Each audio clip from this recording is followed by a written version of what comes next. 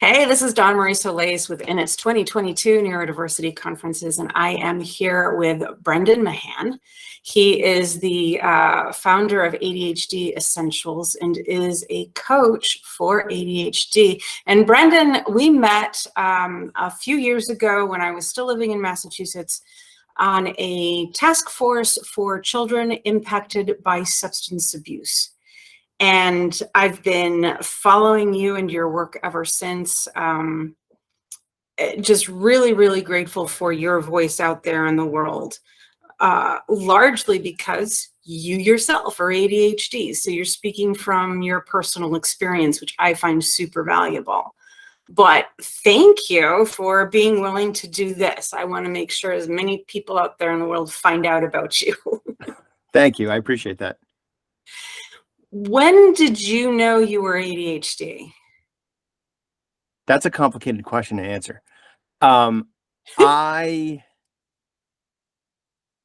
mom was told when I was in like middle school that I probably had ADHD, but she didn't want to give me the excuse, which was what she said, because that's how we thought back then. And so didn't pursue it, right? She was like, nah, just do better in school, just figure it out, kind of a thing, which kind of didn't work that well, but sort of worked. I mean, I made it through, I guess. And I didn't really go, I probably have ADHD until I was in college. I ended up undergrad in what was called Psych Tap at UMass Amherst, which was a psychology major and talent advancement program that they had for like people they decided were cool kids, I guess. I'm still not sure how I got into it because my grades didn't dictate that I should. It was probably my extracurriculars, which were pretty on point. And I was taking a psych tap class, abnormal psych, which is, it's wild to me that they're like ADHD is abnormal. I'm like, it's not though, but okay, sure. So it was abnormal psych, and we were talking about ADHD, and I was like, that seems like me.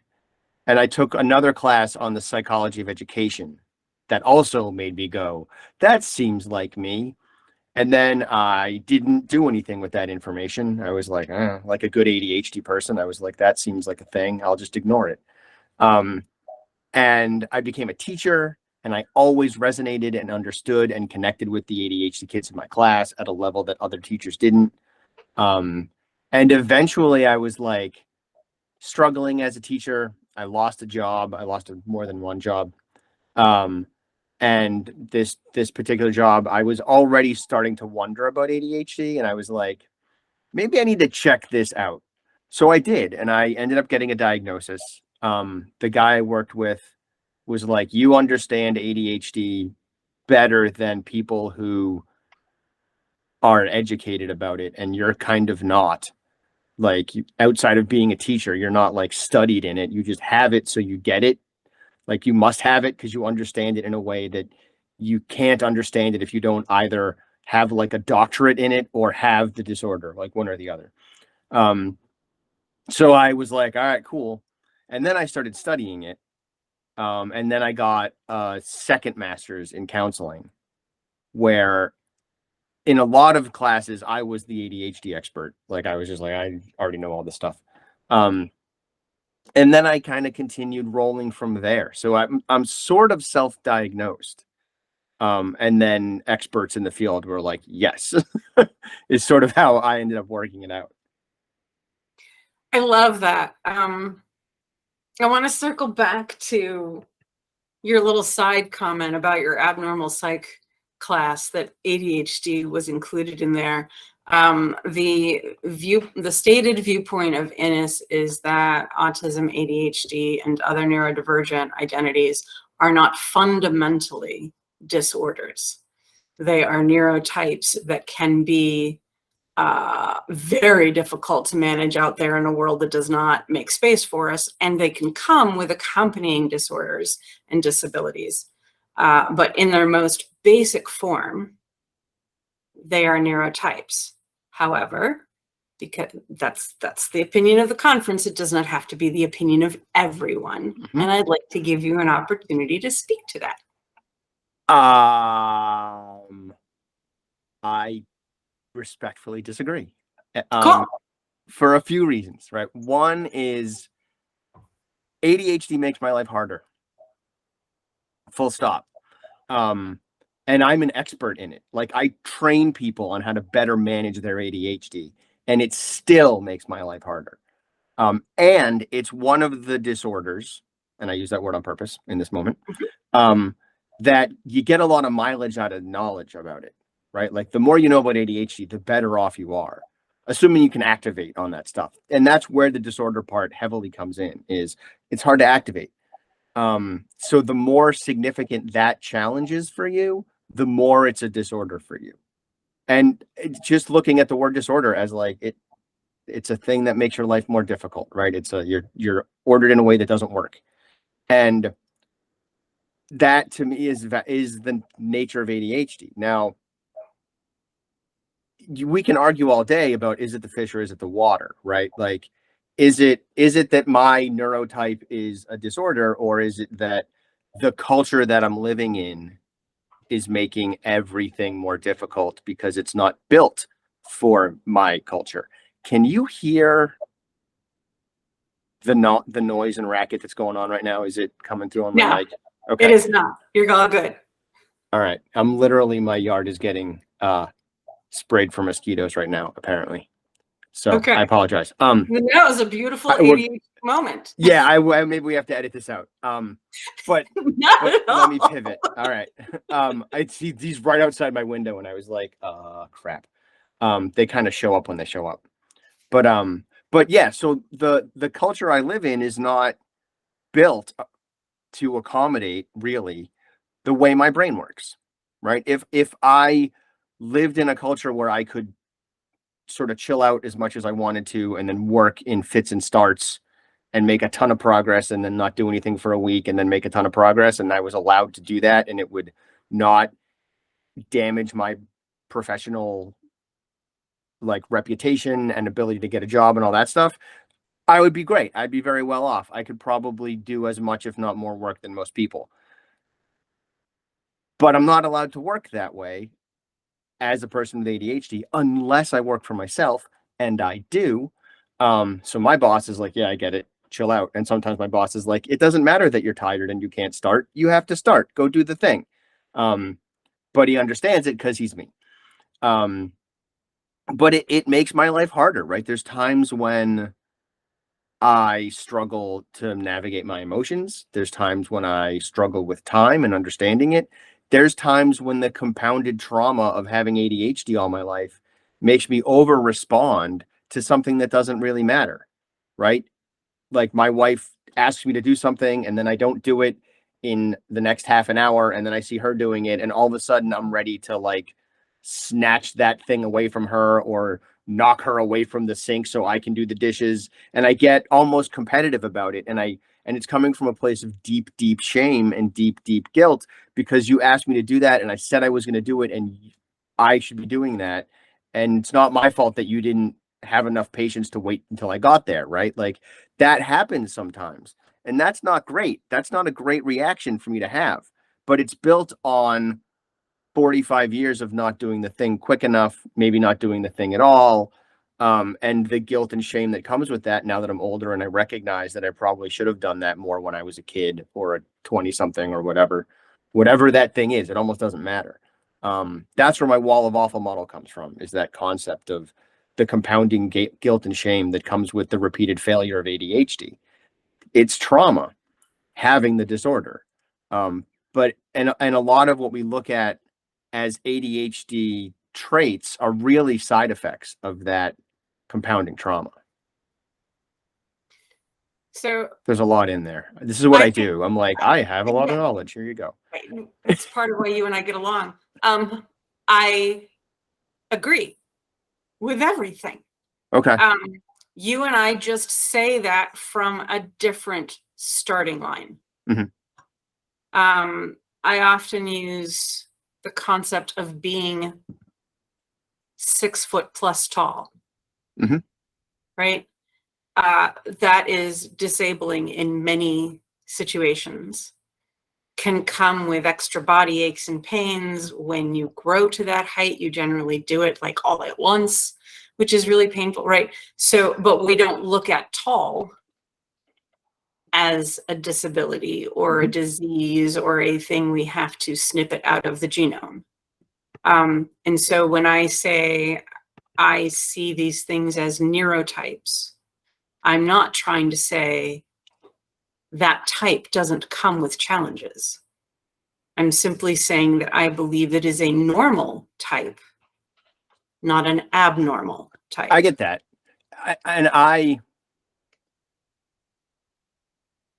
I'm comfortable with doing away with the word disorder, provided we replace it with the word disability. Cool. Right? I can bind to that. Because here's the deal.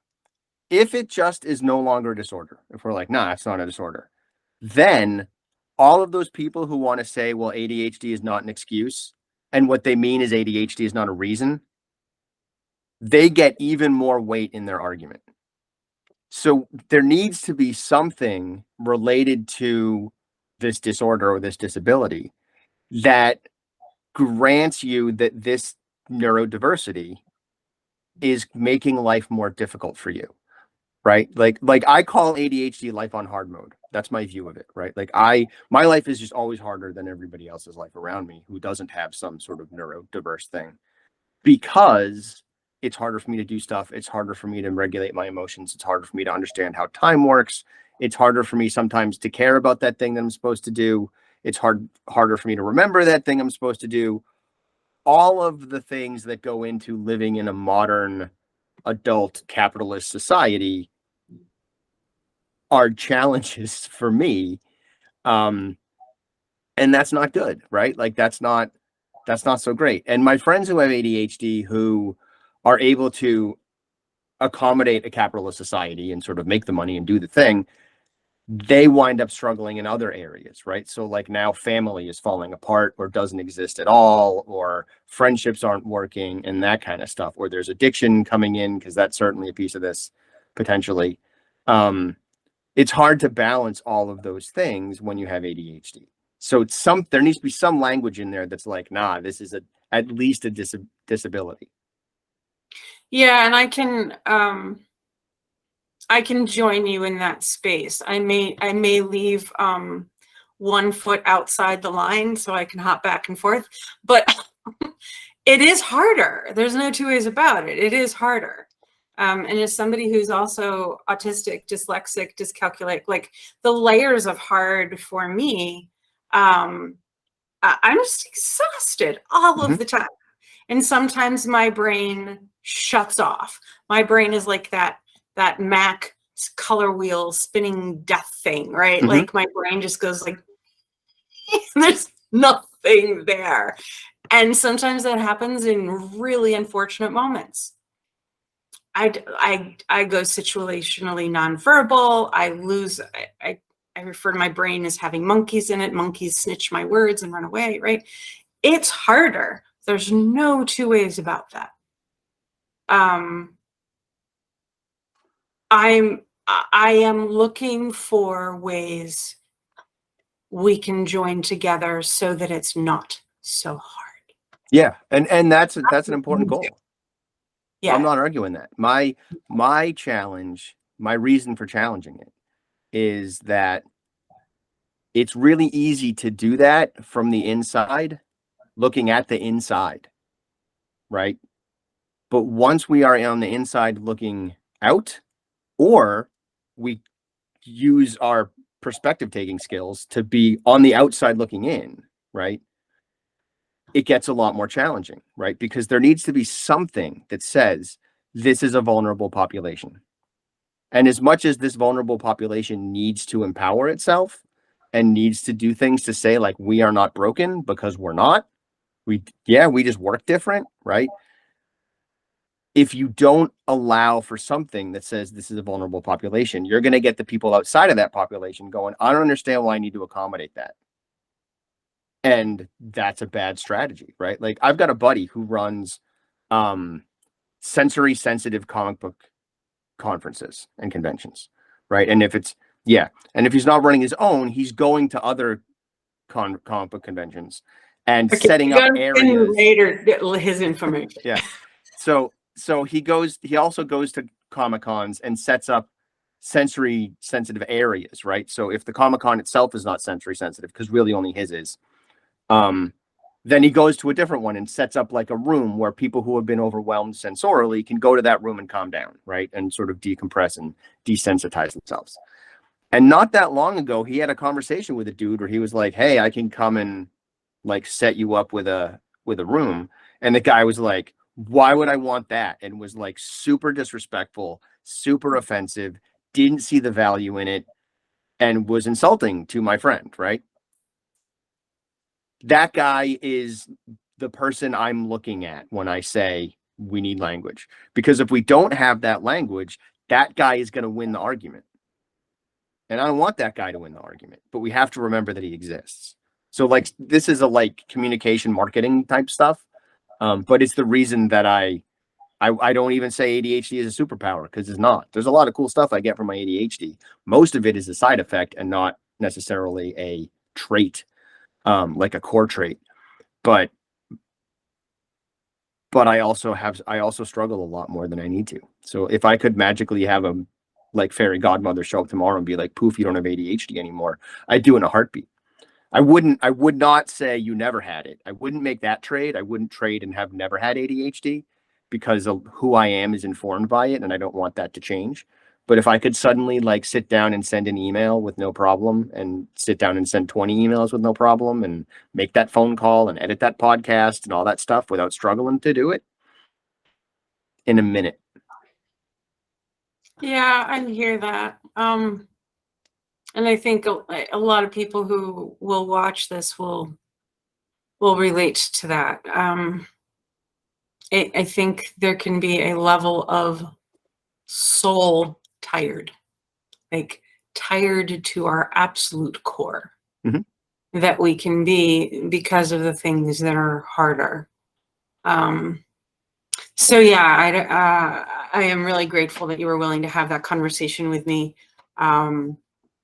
We are very much kindred spirits in that space, and it's part of why I'm trying to do Innis the way I'm doing it, is so that we can have the conversations, and not like language beat each other, and ideology beat each other. Right? There's, even within the community of neurodivergent people, we police each other. We like demand very specific things, and they don't match.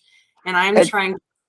Yeah, go ahead. that comes from a place of vulnerability, right? Right. That is, I am afraid of losing what little ground my neurotype has earned. That is, I'm afraid of allowing other people into my circle because you might not be safe, because so many people have not been safe for me because of my neurodiversity. That is, I am vulnerable psychologically, I'm vulnerable emotionally, I'm vulnerable economically, I'm vulnerable in socially, right? Like, I don't want to let you in because I'm vulnerable.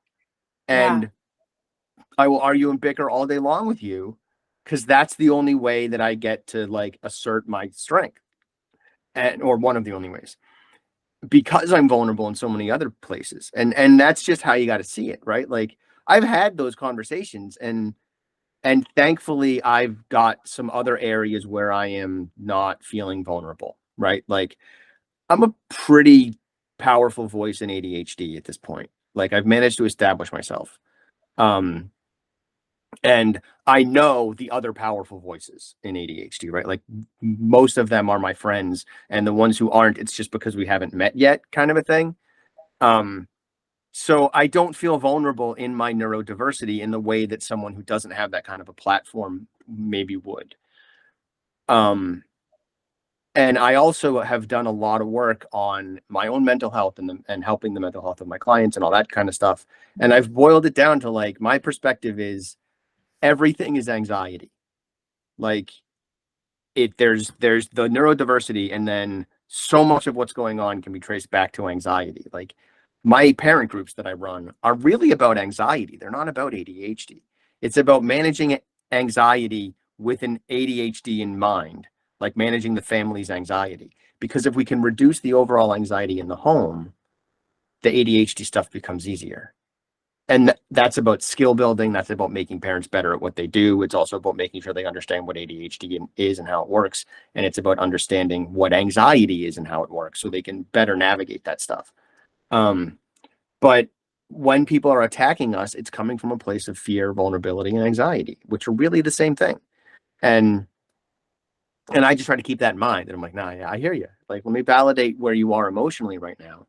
Right. And I'm kind of feeling the, like, I haven't done enough tips yet because that's sort of my jam on these things. So I'm gonna throw some stuff out. One of the things I talk about is when we're communicating, there's sort of two tiers of communication that exist. One is academic, cognitive, problem solving, like thinky stuff, right? The other tier is emotional. If the emotions are positive, I'm excited about this basketball game, then there's no problem, there's no issue, right? If the logical problem stuff doesn't have any problems, it's just look at how good this basketball player is doing or how good my team is doing. Great, cool, we're fine. There's no issue. But when there's a problem, all of a sudden things change, right? If we're both communicating cognitively, we can attack this problem pretty effectively because we're not close to it, we're not concerned about it, we can kind of analyze it, right? But if one of us or both of us is coming at this problem from an emotional place, all of a sudden that conversation gets a lot harder because now I'm not trying to problem solve. I'm trying to protect my ego. I'm trying to convince you that I don't suck and there's nothing wrong with me. And that kind of stuff starts to happen. I'm trying to manage my own anxiety by getting more aggressive so I feel less vulnerable. Like those sorts of things come into play. And if we can recognize that and go, oh, okay, cool, this person is communicating from an emotional place. Let me validate their emotions. Let me say, I hear you. It's really frustrating to be told that executive function is really important to ADHD when executive function has been the sole purview of autism for the last 15 years. And all of a sudden, in the past 5 to 7, ADHD has rolled in and kind of claimed it. That's really hard. I understand. What can I do to help? Like, you're right. This, and this is totally executive functioning, and it completely applies to autism, and that's valid. And then maybe you can pivot it, right? Maybe you can say, that's kind of why I like to think of autism and ADHD as cousins. They're not the same, but they're kind of close, right? So like, that's one way I bridge that gap is I'm like, yeah, because they're cousins. They both have to deal with executive function. It just comes up in different ways. But that's a strategy when we're talking to people. If we can tell they're in an emotional place, we want to validate their emotions, we want to validate their experience. That will help de-escalate them and bring them into that cognitive problem-solving land. And now we can get a little further in the conversation. Thanks for sharing that. You and I did one of your podcasts a few years ago because my background is emotional intelligence coaching, and I bet if we go back and listen to that, we had a similar conversation. Yeah. I just didn't know I was neurodivergent at the time, other than dyslexia. Meeting you was a huge benefit in understanding who I am. In what way? In part, the very first time I met you and I understood what it was you did, you had, I'm outing you here, sorry. You had come late to the meeting and you were frantic to get someplace else, and you had your like planner with all your things written down and just your body energy. And I looked at you and I'm like, that lives inside me, and I have been brutally taught how to keep it hidden. And I so loved that you were just living on the outside of your body. I'm not sure that makes sense. I'm sure it will to some people who feel like they have that experience, but it was like seeing me outside my body. I knew all of that was happening inside of me. I knew all of that. And I knew how that would lead me to what I now understand as shutting down and melting down and all of those things. But you were just existing as yourself, and you weren't trying to hide it, and you weren't ashamed of it. And so I was like, right? Like, I need to understand this human being. And then, I found out about your podcast, and I started following you on social media and all of those things. And I started to get to understand not only myself, but my 3 kids. Cool.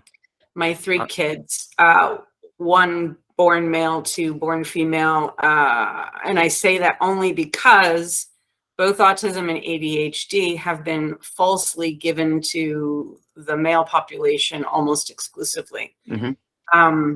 My misunderstanding of ADHD, which was greatly corrected by meeting you, kept me not only from seeing myself, but from understanding my 3 kids.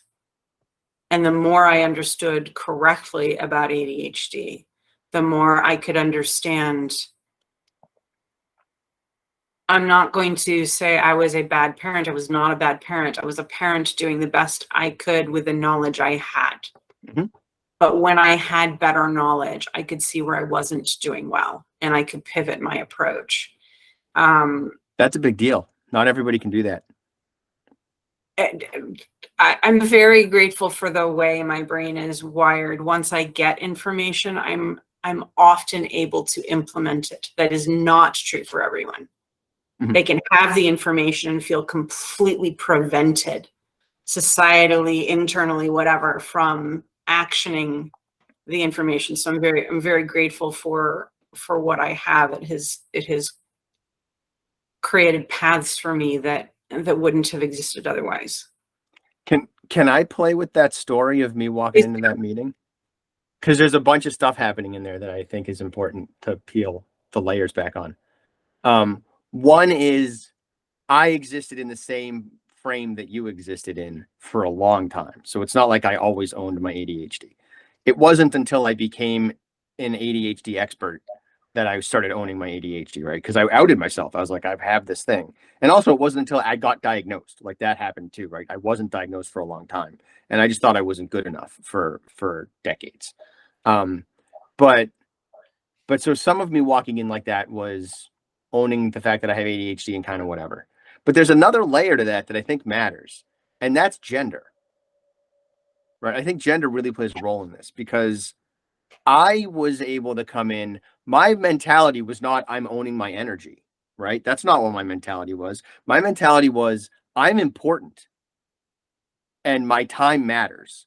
And so if I'm showing up to this meeting late, a meeting, by the way, which was like a half an hour away from my house, that I didn't have to go to. It was an entirely volunteer thing. I was going there for networking stuff and to try to help people who are navigating addiction. But like that was part of it, right? I was like, I'm sharing my time that I don't need to share, right? Because I'm important. And so I'm going to arrive when I arrive. I'm going to respect the meeting and try to get there on time and all that stuff. But if something comes up that's going to delay me, it's going to delay me. If I have to get my kids to school, which I was part of that, I'm sure, then I have to get my kids to school. And also that was part of why I was important, right? I'm a dad and my kids matter. And my kids are more important than this meeting, like was part of my view, right? So it wasn't even me that was important. It was my kids. And then I was well respected at that meeting. I still am if I ever go back, but COVID has kind of nuked that meeting a little bit, at least my ability to get there. And then, because it's just not in my schedule anymore. And then also, like, once it was time to leave, everybody was kind of wrapping up, but I was already on to the next thing, right? Because I'm like, the next thing is important. I need to go to that next thing because I'm important, because I must be, because the thing is important. And men are allowed to think that way.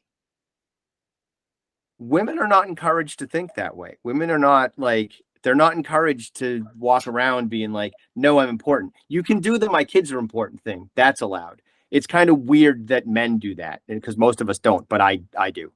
And that makes it harder to embody that energy, because that energy implies one of two things, right? It's either I don't have my shit together or I'm important, one or the other. And if you're a woman and you feel like you're coming across like I don't have my stuff together, you're either going to come across like that, or you're going to try to squash it so that it doesn't present itself outside. And that's going to add to more anxiety because you're not, I don't know, being your pure authentic self or whatever. Is this making sense? Oh yeah, yeah. I mean, my like little psychology brain is having all kinds of fun with all of that. But also that's that's my experience. Mhm. The number of times my style of direct communication or my undervaluing of hierarchy. I don't enjoy hierarchy. I I really don't want to bow and grovel at anybody's feet. I would like us to work together as co-equal human beings. So I have this sort of persona that even though I try very hard to be respectful and polite because I believe all human beings deserve respect and careful communication, I've been constantly told I'm not appropriate. I think too much of myself, all of that stuff. If a woman comes across as though she thinks she has something important to say, there are a lot of opinions in the room. Sheryl Sandberg, who wrote the book Lean In, would never have had to write the book Lean In if women didn't have the experience of not being even welcome at the table, let alone their ideas and personas appreciated. I think for ADHD women, there's so much extra going on for exactly what you said. We can come across as not having it together, and man, are the standards different, right? If I come looking a little disheveled, a little disorganized to a meeting, there's a very different opinion about me than if you come looking a little disheveled and a little disorganized. The assumption is I'm doing something wrong, but maybe you just have a lot to do. Mm-hmm. Right? So I think, and this is not at all to minimize or undervalue the struggle that it is to be male and ADHD, but we do, at least in the United States, have a different cultural perception of the male and female presentation. Yeah. And by the way, when I said that I would not trade having had ADHD, this is exactly why, right? Like my having had ADHD has caused me to suffer and given me empathy and perspective on other people who suffer, women, folks who are disabled for any number of reasons, Black people, Hispanic people, right? Like you name it. And that perspective and empathy and compassion that exists in me, I would not trade. Like I would suffer again to re-earn it because it's valuable and important and it's part of what makes me who I am. And that's important, right? I talk on my podcast occasionally about the intersectionality of neurodiversity or the biases against neurodiversity and racism and sexism and socioeconomic stuff and all that sort of thing, because it matters, because it's important. And my hope is that my audience who have ADHD also are able to have some of that compassion and some of that empathy and are able to see the parallels and then gain a new lens on people who are different from them. So we've got people who are going to be listening to you and me talk, and they might be here because they're curious. Mm-hmm.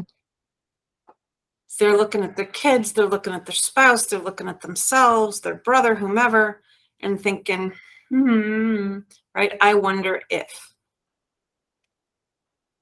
they go out to the internet, they'll find different checklists that tell you whether or not you're ADHD, right? Except if you go to this site, there's this checklist, and you go to this site and there's a different, right? Do you feel like at this point in your career, you can say, here's kind of a core little bunch of things to consider if you're looking at potentially understanding an ADHD brain? Yeah. There's so much in that question, or there's so much in the run up to that question, and then there's the question. So when it comes to just kind of what are the core stuff, if you have difficulty activating, there might be some ADHD in there, right? Can you explain that word activating? Not everyone may understand what you mean by that. Like if you're sitting at your desk going, oh, I have so many emails to respond to. And then 5 minutes, 10 minutes, 15 minutes later, you're still sitting at your desk going, oh man, I have so many emails to respond to. You're not activating. You didn't do anything with those emails, even though you know that they're there and you do something with them. That's what I mean. Or Thank you. if you're like, I should do those dishes. Like a lot of I wish that ADHD was still called ADD, right? Because I think a really easy shorthand would be to call it adulting deficit disorder or disability, as we've discussed. Because a lot of the areas where folks with ADHD trip and fall down are the sort of adulting things of life, right? Like paying bills, doing the dishes, making your bed, um, potentially keeping a job, that kind of stuff. If you've got sort of repeated small failures, something's going on. It doesn't have to be ADHD, but something's going on, right? And if you have the resources, you should go check that out with a professional. Like my lens is always start with a professional if you can, right? Recognizing socioeconomic differences and funding differences and budgets, and maybe you don't have the resources to talk to a doctor, and looking at checklists on the internet is your best choice. If that's where you are, cool, do that. If you can afford to go and I don't mean like a full neurological psycho evaluation. I'm not going that far. You don't need to drop thousands of dollars to figure it out. You can just, try to get to a clinician or research like official checklists and see if you can get a bootleg copy. Um, but if you have trouble activating, if you've got these kind of repeated failures, if you go on a lot of dopamine hunts, you probably have some ADHD going on, because in the ADHD brain, there's two things going on with dopamine in the ADHD brain. Dopamine is the brain's anticipation and reward chemical. It's not the happy chemical. Anticipation and reward. And the reward is for the brain, not necessarily for our emotions. So it's like, I want to do something, I did it. Haha, I want to do something, I did it. And then I get some kind of thing out of that. The ADHD brain does not make as much dopamine as a neurotypical brain. So we don't want to do it as much because we don't have the resources to want to do it, which means we don't do it, right? You can know you have a lot of emails and not want to reply to them. And it doesn't even have to be because they make you become full of dread. You're neutral about it. You're like, there's a lot of emails, but I don't have any motivation to do anything with them. They're just there. I don't even feel bad about it. I'm not even feeling guilty or overwhelmed. I'm just like, that can happen. The other thing that happens in the ADHD brain is we don't utilize our dopamine efficiently. In neurotypical brains, there's this thing called dopaminergic reuptake, which is a fancy word for dopamine gets recycled through the brain. It's a fancy phrase, I guess, because there's more than one word. But it's just getting recycled through the brain, and we don't recycle it well. So it's almost like a neurotypical person is driving a Prius with a full tank of gas. And we ADHD folks are driving a Hummer with a half a tank of gas. Like, we're just not going to go as far without refueling. We just aren't, or pulling over or something, right? And that means we have to like find the most efficient ways to do stuff. But finding the most efficient ways to do stuff requires executive functioning skills that people with ADHD also don't have. So we often wind up going the long way, even though there's a better way to go, because that's how the neurotypical people do it. And the neurotypical people have the luxury of doing it the long way. They can drive along the coast and check out the sites. We have to just get to where we're going, or we're going to run out of gas. And one of the things that we do as a result of that is we go on dopamine hunts, which is just some activity that is full of dopamine. It's going to like light me up and make me be able to continue. So if you've got a kid and you've ever had the experience of them doing homework on a piece of paper, which doesn't happen as much as it used to, but let's pretend they're doing their homework. They've got a couple of worksheets. They're about halfway, maybe a third through it. And all of a sudden they need a stapler, like out of the blue, and they're hunting around the house for a stapler. That's a dopamine hunt. That's what that is, right? Their homework is boring. It's tedious. It's costing them a lot of dopamine. And now they need some more. And they're not like, I need dopamine. Let me go find a stapler. They just need an easy win to re-up, right? Another thing that is a dopamine hunt that shows the lie to the concept that dopamine is a happy chemical is arguing. Arguing activates a lot of dopamine in the brain. It doesn't make us happy. It doesn't make us feel good. Even if we enjoy it in the moment, later on, it's not so great, but it gets a lot of dopamine rolling. So you ask someone to do something and they start arguing with you, they might be seeking out dopamine without realizing it. None of this is happening at a conscious level. And it doesn't necessarily mean they have ADHD either. But if you've got a lot of this kind of stuff going on, that like sensory seeking, stimulation seeking behavior, there might be some ADHD stuff happening there. If they're bad at time, that's another clue about ADHD. And I didn't say time management, which is also an ADHD challenge because time management is planning and prioritizing and organization, 3 things we suck at. But for us, time is even bigger than that because it's an understanding of how time works. We're what's called time blind, at least a lot of us, which means for me personally, a minute is not always a minute and an hour is not always an hour. Sometimes I can spend a minute doing something and I thought it was an hour. Other times I can spend an hour doing something and I thought it was a minute.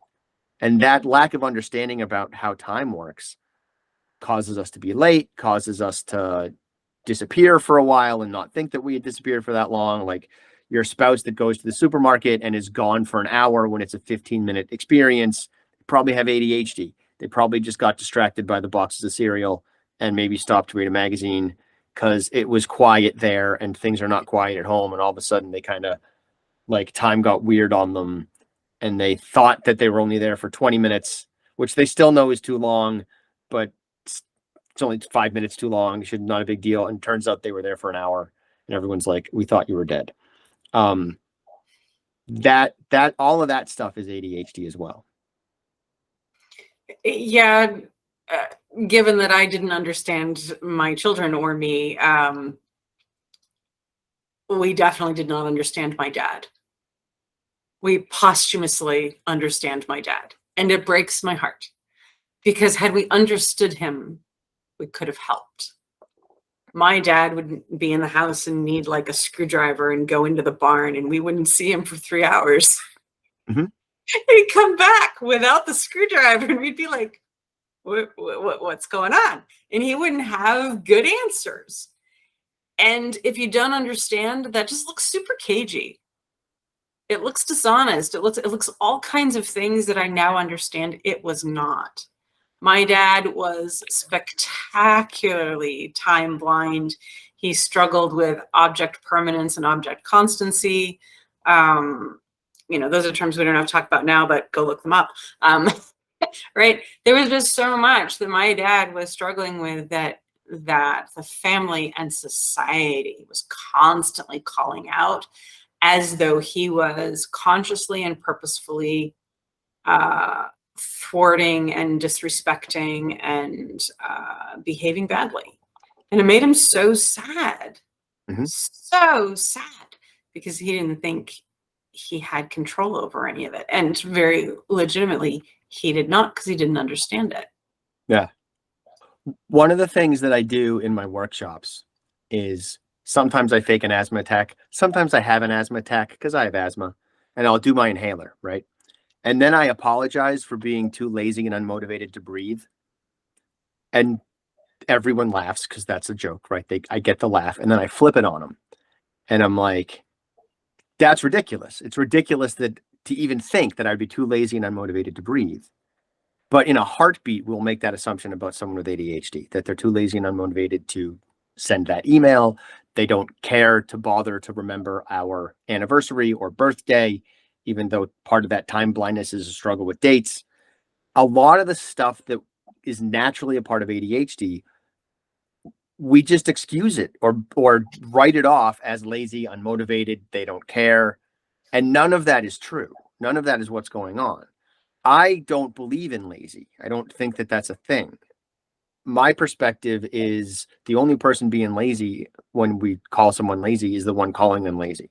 Because what's really going on is there's a skill deficit that's missing there. There's a knowledge deficit. There's a resource deficit. Something is missing.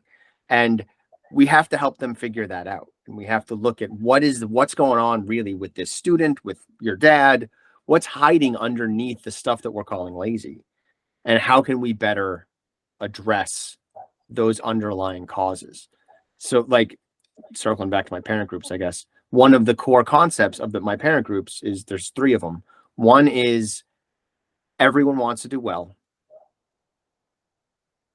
Everyone is doing the best that they can.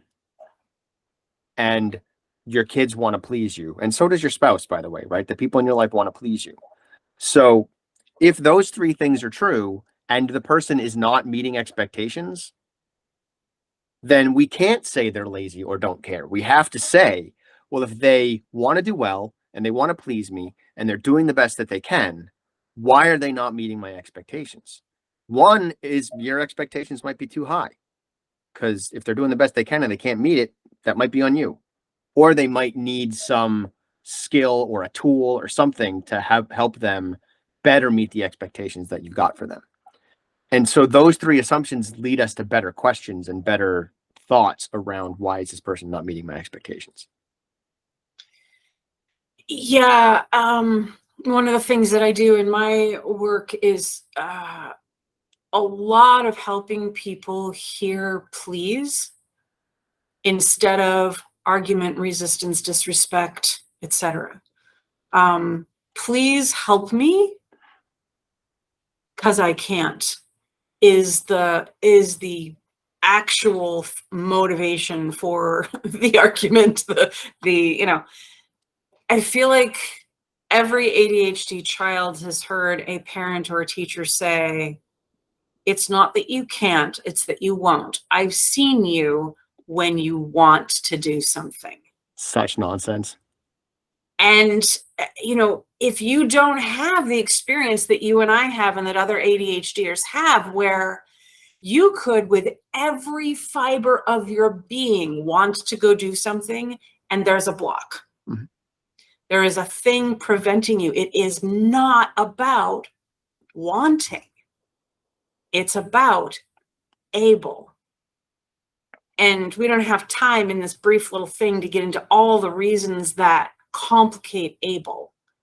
But we do, like, part of what we're talking about, what you just said is, look at the person as willing and then help them be able. Whether you adjust your expectations or you give them a taller box to stand on or whatever, right? Go ahead.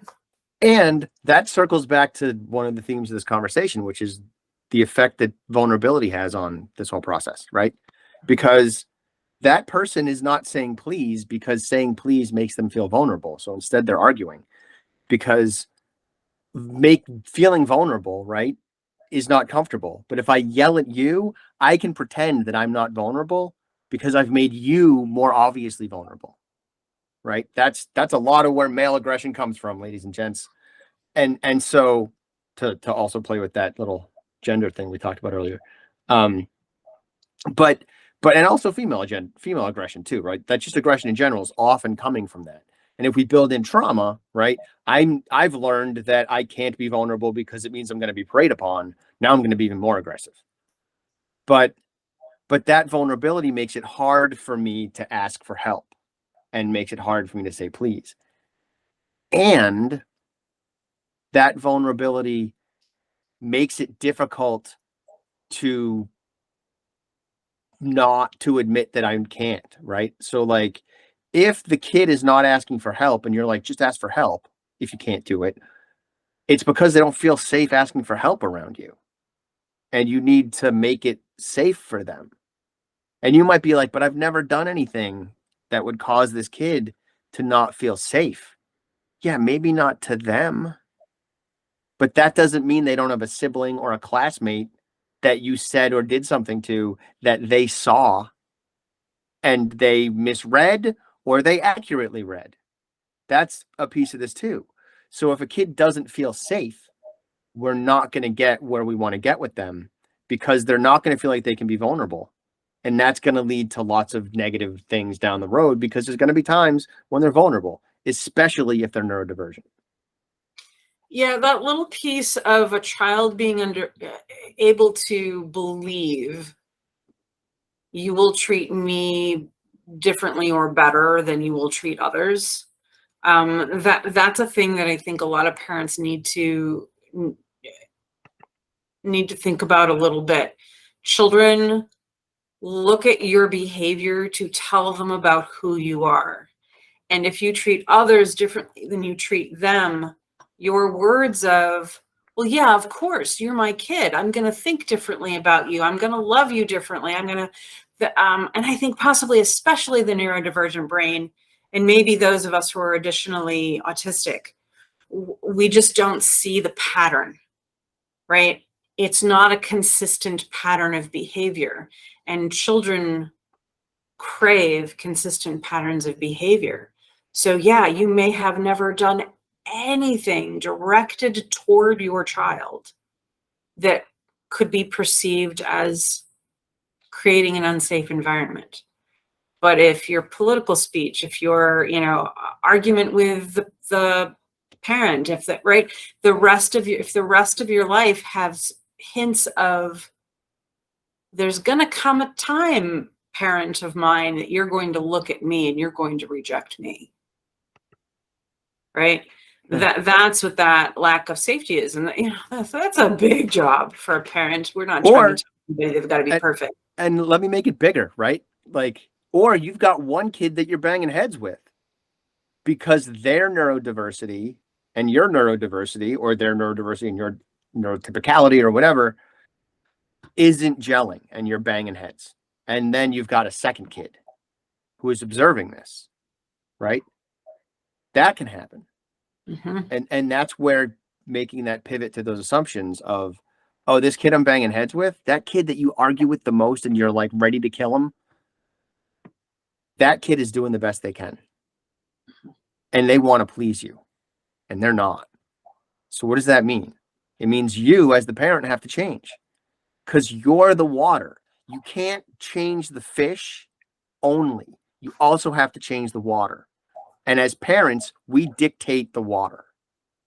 So we have to adjust our stuff so that our kid can better swim in the waters of our home. Right. We're creating the environment in which that intellect, that psychology, that individual develops. Right. And, there's definitely nature and nurture elements, but we are both, right? If we have genetically sired children, right? We are both. We are their nature and their nurture. And so we have these needs to try to see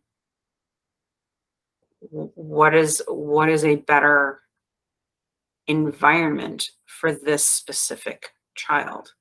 Mm-hmm. And when you have more than one and they're different from each other, that becomes a whole huge thing. So Right. People like you exist, right? You and I have coaching practices because all of us need help. Right. All of us need help. Don't parent alone. You don't go out at night alone. Don't parent alone. Yeah. Get as much help as you can. We need to wrap up. We've hit our time. Is there anything you'd like to leave people with as they're considering these ideas of ADHD? I'm just circling back to, everyone is doing the best they can. Everyone wants to do well. Everyone wants to please the people around them. Those three core assumptions are critical to navigating this world. And are you going to get proved wrong? Yeah. Every now and then you're going to meet someone and you're going to be making these assumptions. You're going to keep getting burned and you're going to go, oh, that person doesn't care about pleasing the people around them, or isn't doing the best they can, or doesn't want to do well. It's not by me. Right. And that happens. And then they're an outlier. Right. But by and large, let's stick to those assumptions. And then when you're struggling, or you see your kid struggling, or your spouse struggling, or whatever, wonder, is it the fish or is it the water? Right. And importantly, wonder about what to do with the water, because it's really easy to go, oh, it's the fish. Let's medicate them and get them a counselor, and then everything will be better. No, it won't. You got to change the water too. And if you're a part of that water, and you are because it's someone you know, or it's you, start trying to change that water, because that's the way to get better, right? Like, I have a ton of weight to lose. So I'm changing my water so that I can lose that weight. I'm making sure there's salad in the house and there's not ice cream, right? That's a small example. But do what you can to change the water so that the fish can be healthier. Thank you. Yeah, the environmental impacts, the emotional structures and physical structures and timing structures and all of those things hopefully can be adjusted a little bit or a lot to accommodate and compassionately companion the folks that live at home. If we become too rigid, and we know this when we build tall buildings, right? Rigid tall buildings will break in normal breeze. The taller the building, the more flexible they have to be, because a simple breeze will break a rigid building. You don't need a hurricane, just normal sunny weather, and we break a rigid building. And that's what happens in our home. The more people we add to it, if we feel the need to become more and more rigid, we may experience more cracks and crevices and things like that in the way our family operates. We may need to find ways to become more flexible. Depending on if you as the parent are also neurodivergent, that flexibility may feel terrifying and not possible and all of that. So again, reach out to folks who can help, folks like Brendan and me and others who know this stuff and can help. But wherever you can, find your flexibility. Brendan, I want to make sure everybody can find you. You have a podcast, and that's your ADHD Essentials podcast, right? Yes. Yep. Okay, so we'll make sure we link to that. Do you have a website in addition? Yeah, it's ADHD Essentials. Everything is ADHD Essentials. Everything. Okay. Your online personas. Okay. ESSENTIALS.com, on Twitter, on Facebook. Yeah, you've got a great Facebook page. Great Facebook page. Lots of conversations there. That's a brilliant place to go. So yeah, we'll make sure everything gets linked. Thank you for being part of this journey. Yeah, thank you for having me.